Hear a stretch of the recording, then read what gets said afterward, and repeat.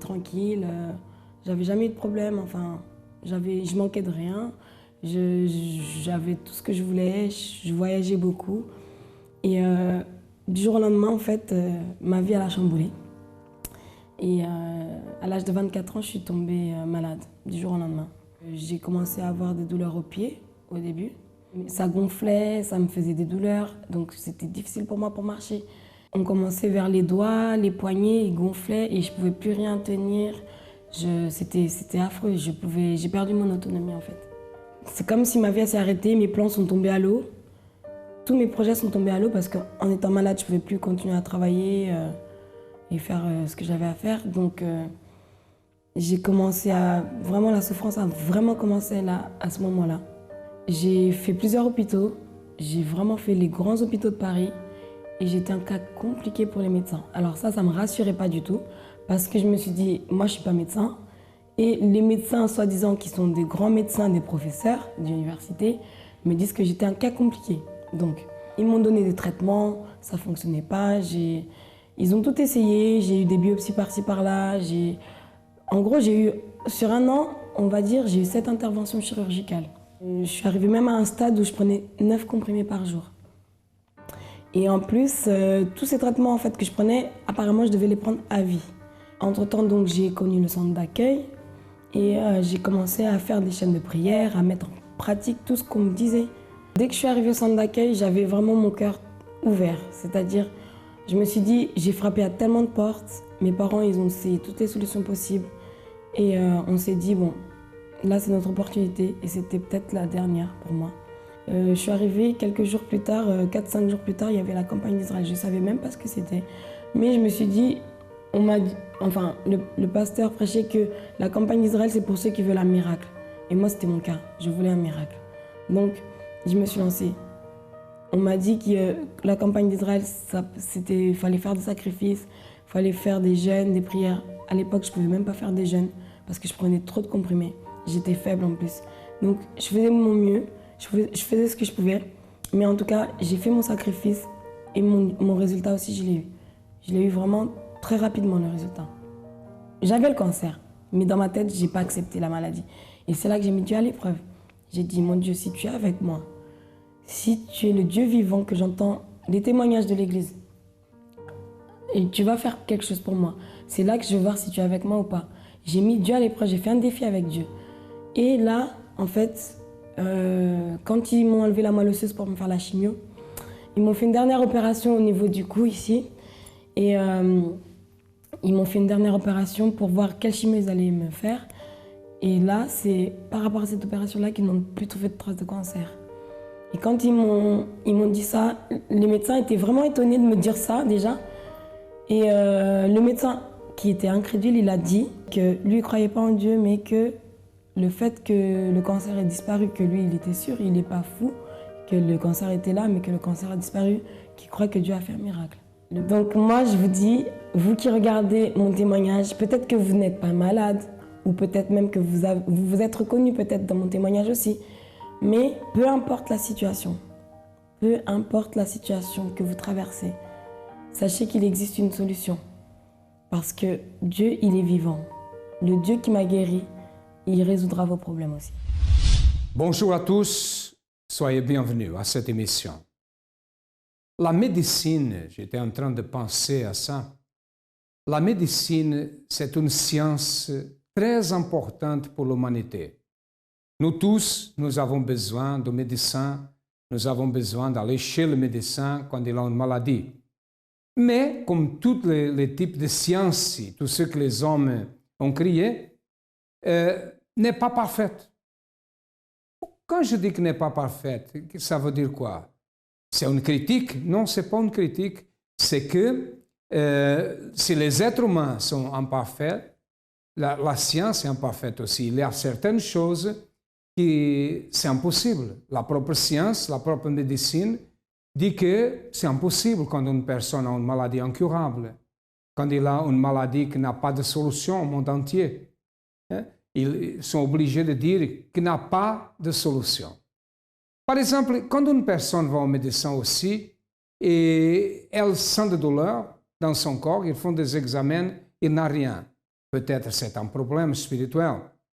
Mais quand quelqu'un va au médecin et le médecin dit, écoutez, si vous êtes opéré, vous pouvez perdre certaines choses, vous pouvez mourir, votre vie peut ne pas marcher, ou vous pouvez avoir la victoire. Ou d'autres situations que le médecin dit qu'il n'a pas de guérison possible. Quoi faire dans une situation comme ça? Désister de la vie, dire non à la vie, se préparer pour la mort, se préparer pour vivre avec ces problèmes, cette maladie.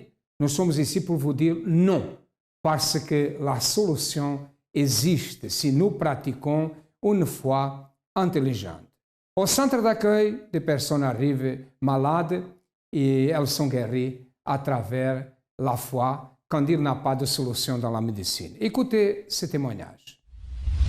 J'ai eu mes premières règles à 11 ans. 11 ans, 12 ans, j'avais mes règles normales comme toutes les autres filles, tous les mois. Et à 13 ans, je commence à avoir des manquements. C'est-à-dire que je n'avais pas mes règles tous les mois. Et j'ai demandé à mon père de m'emmener voir un gynécologue. Je suis partie à l'hôpital pour les faire. Et on m'a dit que j'étais polykystique. C'est-à-dire que j'avais plein de kystes à l'intérieur de mon ventre qui cachaient mes ovaires. C'est pour ça que je n'avais pas mes règles. Je lui ai demandé s'il pouvait m'opérer. Il m'a dit non, parce que comme j'avais plein de kystes, ils avaient peur qu'ils touchent à mes trompes de Fallon et que je sois stérile après. Et je me sentais mal quand on m'avait dit ça. J'étais triste et tout. Tous les mois, j'étais obligée de prendre des médicaments pour avoir mes règles. Et parfois, je ne les prenais pas. Parce que je me disais, mais c'est pas normal que j'ai pas mes règles tous les mois et je suis obligée de prendre des médicaments pour avoir mes règles. Adolescente qui était condamnée à devenir stérile si elle faisait l'opération de kyste aux ovaires. Quoi faire dans une situation comme ça? Elle a pris le médicament, comme le médecin a dit, elle a obéi, c'est ça que nous devons faire, mais elle a connu le centre d'accueil. Et un jour, elle est arrivée au centre d'accueil et au centre d'accueil, elle a reçu une direction. Regardez ce qui s'est passé. Ma mère, elle m'invitait souvent à venir à l'église. Je trouvais toujours des excuses pour esquiver ces invitations. Je dis toujours, je suis occupée, je fais mes devoirs, j'ai d'autres choses à faire. Et pourtant, ce n'était pas vrai. Je voulais juste pas aller à l'église. Un jour, j'ai pris la décision d'accepter son invitation. Et je suis arrivée à l'église. C'était un mardi, le jour où on prie pour la santé. Et j'ai commencé à écouter la parole. Et ça m'a touchée parce que moi, j'étais malade.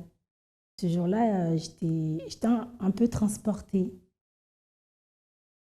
Donc, après, il y a des conseillers qui sont venus, qui ont parlé avec moi et tout. Ils m'ont demandé si ça va.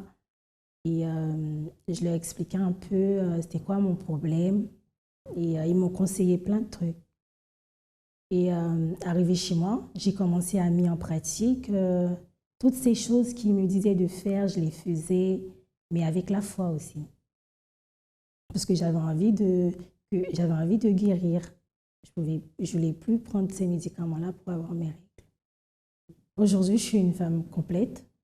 J'ai mes règles tous les mois comme toutes les autres femmes. Je ne suis plus obligée de prendre les médicaments pour avoir mes règles comme avant. Et toutes les pensées négatives que j'avais quand le médecin m'avait dit que j'avais des kystes, je ne les ai plus. Elles sont disparues. La dernière fois que je suis partie voir le médecin, avec les résultats des analyses, il m'a dit qu'est-ce que tu as fait? Est-ce que maintenant je vois tes ovaires? Alors qu'avant, c'était une fois quand j'allais le voir, c'était une fois ça diminue, les kystes diminuaient, une autre fois ça augmentait. Et maintenant, la dernière fois que je suis partie voir le médecin, il m'a demandé, mais je vois tes ovaires maintenant, comment tu as fait? Tu as pris les médicaments que je t'ai donnés et tout? Et je lui ai dit, oui, certes, j'ai pris les médicaments, Mais j'ai fait des prières pour ma guérison. Il m'a dit, est-ce que tu crois en Dieu? Je lui ai dit, oui, je crois en Dieu. Il m'a dit, bah, c'est bien. Après, je suis partie et voilà. Même la médecine a resté étonnée, le médecin, parce qu'il a dit que sa guérison n'était pas normale. Mais elle est guérie, les années sont passées, les kystes ne sont pas là. Qui l'a guérie? Nous croyons qu'il a été Dieu et à travers la foi, une foi intelligente. Quand les hommes ne sont pas capables de résoudre les choses, il y a toujours le Créateur. C'est lui qui a créé l'univers, c'est lui qui a créé la race humaine, qui a créé les hommes. Et vous, quelle est la situation? Avez-vous un problème impossible que la science ne peut pas résoudre, des gens ne peuvent pas vous aider? Sachez que les portes du centre d'accueil sont ouvertes. Et nous sommes en train de pratiquer la campagne d'Israël. Nous vivons la campagne d'Israël. Nous vivons le temps de l'autel. Et beaucoup de personnes à travers la campagne d'Israël ont ouvert des portes qui étaient impossibles. Mais à travers cette décision, la situation a changé. Écoutez ce témoignage. Avant d'arriver au centre d'accueil, j'avais une vie très de toute. J'avais un mari qui sortait tout le temps, qui me trompait tout le temps. J'avais un enfant qui était tout le temps malade. Et moi-même, je n'arrivais pas à bien dormir parce que j'avais tout le temps des cauchemars. Je ne pouvais pas travailler parce que dès que je travaillais, mon fils devait toujours tomber malade. Donc cela faisait que je puisse toujours rester à la maison.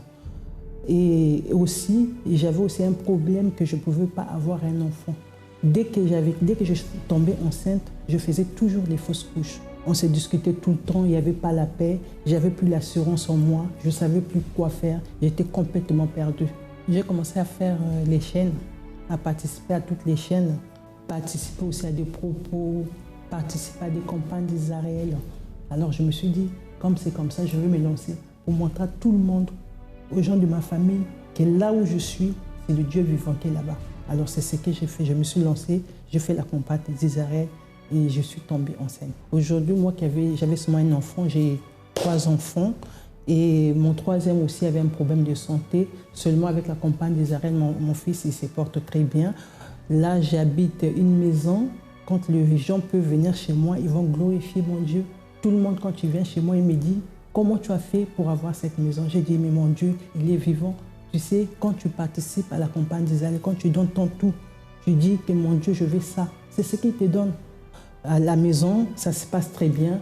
Mon mari qui sortait tout le temps, il ne sort plus. Je vais continuer à lutter parce que je sais qu'avec Dieu, c'est Dieu-là, on est toujours plus que vainqueurs.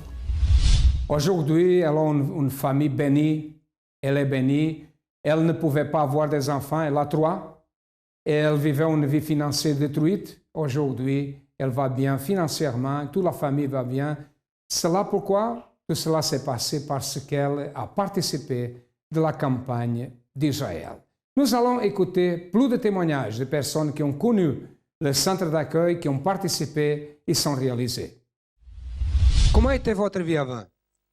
Avant 4 ans en arrière, ma vie était complètement détruite. Oui, quand vous dites complètement détruite, ça veut dire? J'étais vicieux, j'étais très malade. Vicieux en quoi? En pornographie. Donc j'ai resté des heures et des heures sur Internet pour regarder la pornographie. Ok. Et comment était votre vie financière, votre vie? Comment étiez-vous? Excuse-moi, j'étais très malade, j'avais l'hémorroïde interne, au point où il y avait le sang qui coulait quand je marchais, tout ça.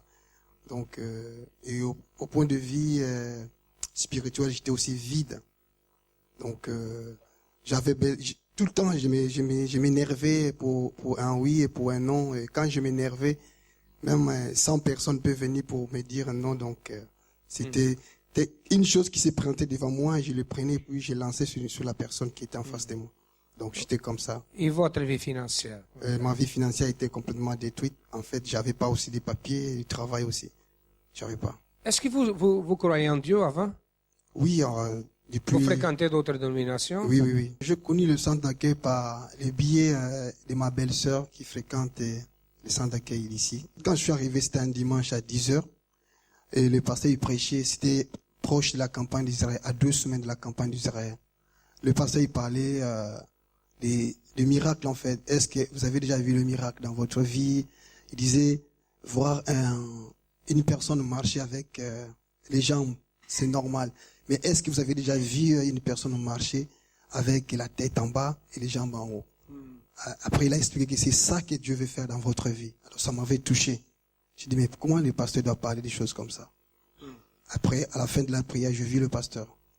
Je lui ai parlé de ma vie, de ma situation. Il m'a dit, non, si tu veux lutter, si tu veux réussir dans la vie, il faut lutter. Est-ce que tu es prêt pour lutter? Je dis, oui, pasteur, je suis prêt pour lutter. En fait, quand l'opportunité est arrivée, après 2 semaines de la campagne d'Israël, je me suis lancé directement. Je n'ai même pas hésité. J'ai dit au pasteur que je voulais faire la campagne, mais le pasteur avait refusé, mais en insistant, j'ai fait la campagne. Et juste 3 semaines à l'église, j'étais délivré de toutes les vices, quoi qu'il soit. 3 semaines, j'étais délivré. Première chose, c'est un changement. Oui. Ok. J'étais délivré. La première chose, c'est un changement. Et après, qu'est-ce que Dieu a fait dans votre vie? Qui êtes-vous aujourd'hui? Aujourd'hui, vous n'aviez pas vous avez beaucoup de... J'étais malade. Je suis malade. guéri. Vous avez une vie financière détruite, n'est-ce pas? Oui. Qui êtes-vous aujourd'hui? Aujourd'hui, grâce à Dieu, je suis délivré. Je sers Dieu. J'ai eu mes papiers. Et aujourd'hui, vous n'aviez pas de papiers? Non, j'avais pas de papiers. Aujourd'hui, je suis entrepreneur. Entrepreneur. Oui. Vous avez une entreprise? Oui. Le centre d'accueil, pour moi, c'est comme une mère. Je prends le centre d'accueil comme une mère. Il me donne ce que la mère a donné pour son fils, qui puisse devenir une personne responsable. Avant d'arriver au centre d'accueil, je faisais partie d'une congrégation religieuse. Hein. Et puis un beau jour, ma cousine, qui est au centre d'accueil, m'a invitée. Et je suis allée. Et je dis, là, il y a quelque chose d'important. Il se passe quelque chose d'important ici. Alors, le problème qui a surgi, c'est j'ai eu un cancer du sein qui s'est déclaré comme ça. Et le médecin a dit qu'il faut opérer, c'est urgent, et on va devoir enlever un sein et tout. Mais je ne peux pas accepter d'être estropiée. J'avais une dette, une grosse dette que j'avais du mal à régler. Ce prêt hypothécaire s'élevait à environ 60 000 €. À ce moment-là, quand je suis arrivée, le pasteur il parlait de la campagne d'Israël. Et il disait que la campagne d'Israël, c'est la porte ouverte à tous les résultats. Alors je vais me lancer. Et concernant ma santé, j'ai fait un propos, j'ai fait la campagne d'Israël. Alors pour les finances, bon, c'était pareil. Et il est vrai que le résultat était là. Alors, après avoir agi ma foi sur l'autel, les choses n'ont pas traîné. C'est-à-dire que j'ai eu la guérison totale. Le chirurgien, il m'a donné un document attestant que j'étais complètement guérie. Lui-même, il ne comprenait pas. Lui-même, il m'a dit, Madame, je ne comprends pas. Ça ne peut être qu'une guérison miraculeuse. Le résultat concernant le plan financier, toutes les dettes ont été payées. On est en paix avec ça parce que par rapport aux dettes, on était harcelés tous les jours avec du courrier, tous les jours avec des menaces, tous les jours. Et bien maintenant, les dettes sont payées, on n'est plus près de l'église, on a pu s'acheter une voiture neuve pour venir à l'église parce que celle que nous avions aussi, bon, elle était très âgée, elle avait plus de 300 000 kilomètres. On a acheté une voiture neuve, on est plus tranquille et puis on est en paix. Il n'y a pas de mots pour qualifier le centre d'accueil, parce que le centre d'accueil nous donne la direction de tout. C'est la clé pour tout.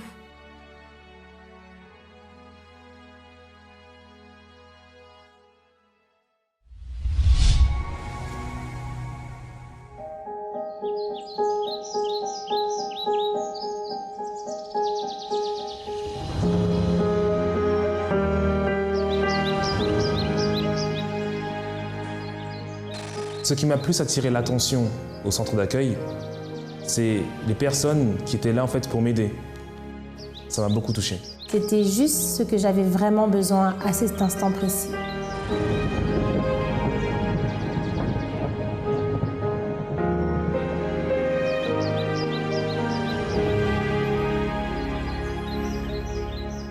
Ce qui a le plus attiré mon attention, c'était les conseils. C'était vraiment ciblé pour moi.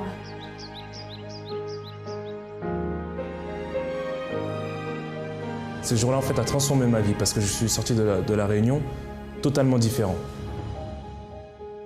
Les gens devraient venir au centre d'accueil car on y apprend à atteindre nos objectifs.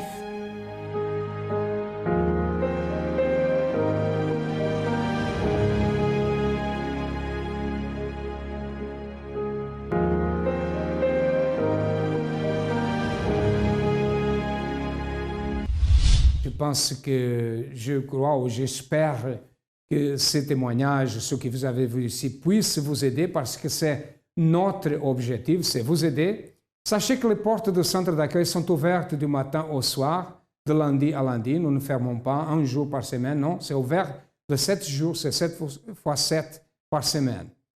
Nous sommes situés, notre siège est situé au 254 de rue du Faubourg Saint-Martin, au 10e arrondissement à Paris. Nous avons d'autres centres d'accueil, comme vous avez constaté dans votre ordinateur, dans votre téléviseur. Quoi faire? Les portes sont ouvertes. Avancez vers le centre d'accueil le plus proche, cherchez le plus proche et si vous avez besoin de notre aide, nous sommes là pour vous aider. À demain et que Dieu vous bénisse.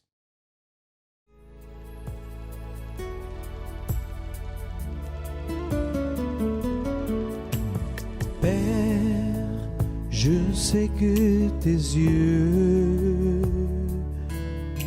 parcourent la terre afin de chercher quelqu'un qui t'adore en esprit, quelqu'un qui t'adore en vérité. Père, tout comme tu choisis David, viens et répands sur moi aussi de l'huile précieuse de l'onction. Fais de moi un serviteur selon ton cœur. Trouve en moi un vrai adorateur, en vêtements blancs d'honneur. Je veux contempler ta face, ô Père. Viens y oindre mon offrande d'amour, car je t'abandonne mon cœur, mon Dieu, mon Père. Trouve en moi, Seigneur, un vrai adorateur. Trouve en moi un vrai adorateur, en vêtements blancs d'honneur. Je veux contempler ta face, ô Père. Viens y oindre mon offrande d'amour, car je t'abandonne mon cœur, mon Dieu, mon Père. Trouve en moi, Seigneur, un vrai adorateur.